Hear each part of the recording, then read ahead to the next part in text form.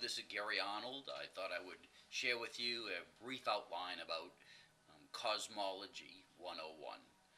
Let's talk about cosmology from the idea of a self-realized person recognizing how their intention, attention, awareness leads to awakening. You can divide cosmology into a very simple system of 6 different components, and what that does is it would allow you to see the false versus the real. It would allow you to see a dream state versus that which is actual. So let's split up cosmology into 6 easy to understand components. The first component being called the I, then there's the I am, then there's the I am that, then there's the I am not that, then there's the system of inquiry, and there's the system of the seeker. Those are the 6 components. I am that, I am not that, inquiry, and the seeker. So the first part of inquiry is often called the absolute, is called the Father Consciousness, is called the cause and not effect, the unnameable, unknowable, unrecognizable, invisible, the ultimate reality, the changeless, Father Consciousness, Brahman Consciousness. This is prior to consciousness. Some disciplines call it a super consciousness, but that's an anthropomorphic overlay on something that's undescribable, unknowable, non-nameable, non-local. This is commonly called the void. If you were looking at it as a state of nirvana, it would be literally the annihilation of ego, or the annihilation of self as we know it. It is the state where the all that is, the noumenal, the infinite quality, the limitless, the absolute freedom, the component of consciousness at rest, and all that is. So that's the Father Consciousness, the unnameable, unknowable consciousness.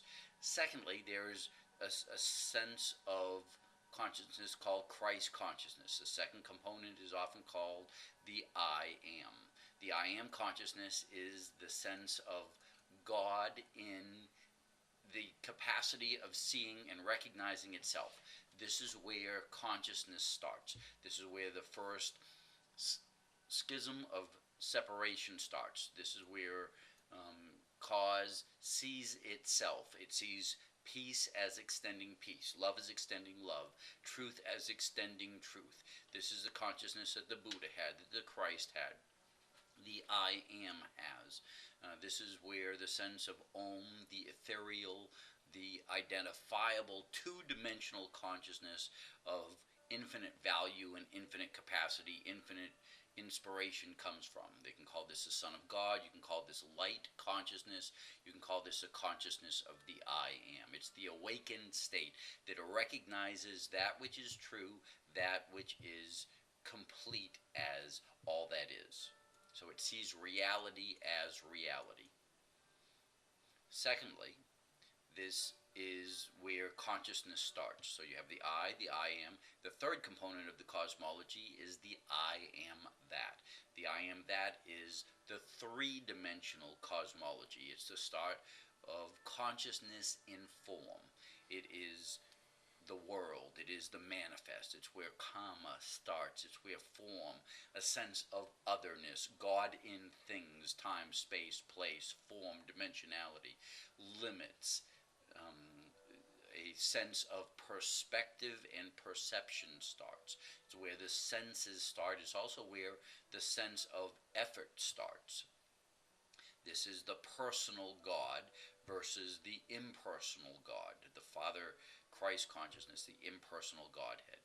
I am that is the personal Godhead, the individual God, the thought form. The fourth part of the cosmology is called I am not that. That's the negative side of things. That's the illusory dream side, bondage, darkness, victim, judgment, sickness, sin, lack, resistance. This is where dreams, guilt, fear, attack, chaos happen. This is someone who sees not love but the call for love, not peace but the call for peace. They're coming from the sense of struggle. They're coming from the sense of resistance. Resistance is what the Buddha called the world of suffering. The fifth part of the cosmology, now we have the I am, the I am that, and the I am not that, is the sense of inquiry. If you were Sri Ramana Maharshi, you would call it the search for the who am I. If you were Byron Katie, you would say, what is truth? Is it true?